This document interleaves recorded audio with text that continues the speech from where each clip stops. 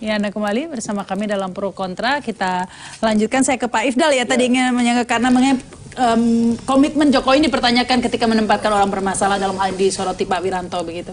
Ya, jadi begini, itu memang dalam proses penegakan hukum ini kita memang harus melihat dalam kacamata yang lebih komprehensif. Jadi tidak bisa memberikan generalisasi pada satu kasus kemudian mengambil kesimpulan yang jumping gitu, itu menyesatkan.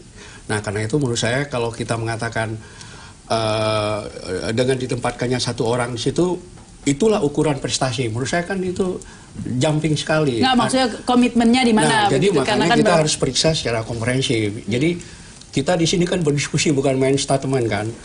Nah, karena itu menurut saya ini kerja dalam satu kerangka yang besar, di mana banyak institusi yang berjalan di situ.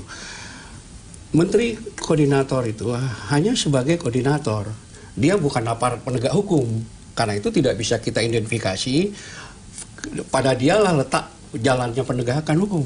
Jalannya penegakan hukum itu ada pada peradilan, bukan pada pemerintah, bukan pada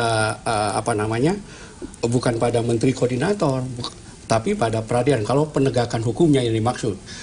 Karena itu apa yang dia sebut dengan konsep protection, fulfill, itu konsep dalam konteks hak asasi manusia. Kita ini bicara yang lebih besar, bukan hanya hak asasi manusia. Jadi peran negara dalam konteks hak asasi manusia, itulah 3 bentuk itu. Tapi kita bukan bicara ini, itu satu aspek. Kita bicara besar, revitalisasi hukum, di mana salah satunya adalah penegakan HAM. Nah, karena itu saya ingin menyelesaikan, karena saya belum masuk ke isu yang dia sorot, yaitu penegakan HAM. Nah, dalam konteks pembangunan hukum tadi, revitalisasi hukum itu, di samping ada penataan regulasi, juga ada penyelesaian kasus-kasus pelanggaran HAM. Nah, disinilah kita masuk tentang 3 hal yang dia sebut itu, protection, fulfill, dan promotion itu. Di segi promotion kita sudah cukup bagus, ya. Kita dari segi internasional nih, dia betul nggak datang di UPR kemarin, di Universal Periodic Review, nggak ada orang Komnas HAM di sana. Pemerintah yang hadir di sana, dan seluruh presiden Human Rights Council memberikan respek yang besar pada laporan Indonesia. Komnas HAM kemana itu? Karena Komnas HAM katanya kan digaji pemerintah katanya. Makanya saya tidak tahu penilaian PBB mana tadi yang disebut. Itu loh. Ya kalau tadi Anda menyebut ada penilaian PBB, itu penilaian yang dari mana? Karena kalian tidak ada di UPR kemarin. Itu yang mana, Pak? 2016. Tahun 2016. Oh, saya bicara 2017. Oh, kalau begitu. Kalau itu udah berubah. Udah berubah. Jadi 3 tahun. Jadi maksud saya faktanya harus. Karena 3 tahun masuk, Pak. Jadi 2017. Jadi kan begini. Kalau dia bicara tentang sistem di PBB, penilaiannya itu ada namanya, setiap negara sekarang dinilai berdasarkan namanya Universal Periodic Review, di mana setiap negara mendapat giliran untuk direview hak asasinya. Nah, kita kemarin baru direview pada bulan Mei kemarin, dan bulan September kemarin sudah diterima seluruh yang direkomendasi oleh negara-negara anggota, ada sebanyak 137. Ya, hasilnya gimana? Dan kita menerima hampir 90% dari rekomendasi itu. Dan ini satu prestasi yang luar biasa yang sebelumnya tidak pernah terjadi. Baik. Ini kan ya silakan singkat. Ya kalau saya sih ya silakan lah ya, Bang ya. Tapi kita kan harus konkret ya. Saya di Komnas HAM, Abang kan mantan ketua. Saya itu 8.000 pengaduan per tahun. 60% saya nangani. Mungkin Abang tahu sendirilah. Jadi saya sangat tahu bagaimana problematika keadilan, bagaimana sulitnya mendapat keadilan di negara ini. Orang jalan kaki dari Jambi sampai 47 hari, ada yang dari Tulung Agung 27 hari. Ada yang nyemen kaki. Ada yang nyemen kaki. Jadi orang mencari keadilan di negara ini sangat sulit, dan itu terjadi pada 2,5 tahun terakhir ini. Dulu sebelumnya tidak pernah. Kenapa? Karena pemerintah dengan begitu kekuatan yang luar biasa. Ya, saya tidak perlu nyetir profesor di UI ya, yang mengatakan negara pandai bisa melakukan apa saja untuk mengelabui kebijakan yang salah, kan begitu. Tetapi saya tidak perlu berpikir negatif ya. Meskipun demikian kita sadar meyakini, melihat dengan kasat mata bahwa instrumen hukum negara ini, institusi-institusi penegak hukum negara dibenturkan semua. Baik. Nah, problem pembenturan instrumen hukum negara atau institusi hukum negara ini sangat serius sehingga orang untuk mencari pengaduan, menyampaikan jeritan, rintian, ratapan, penderitaan kepada penegak hukum itu sulit. Sehingga keadilan di negara ini paling mahal sekali dibandingkan ya hal-hal yang lain. Baik, saya kira itu problem yang sekarang dihadapi. Baik, sekarang ke Pak Indra aja dulu ya. Ini kita tinggalkan dulu soal HAM begitu ya. Karena begini, yang dilihat negatifnya terus sih. Tadi kan sudah sama Pak Ifdal disinggung, ngurus KTP sekarang lebih gampang. Birokrasi banyak lah yang sekarang nggak serumit dulu begitu. Yang pertama, Rama, kita harus sama-sama objektif. Namanya sebuah penilaian itu ada positif dan negatif. Satu. Yang kedua, untuk menghasilkan result final, kesimpulan tentu tidak mungkin forum ini. Kita pun diantaranya kita nggak punya. Tolak ukur itu punya beda-beda.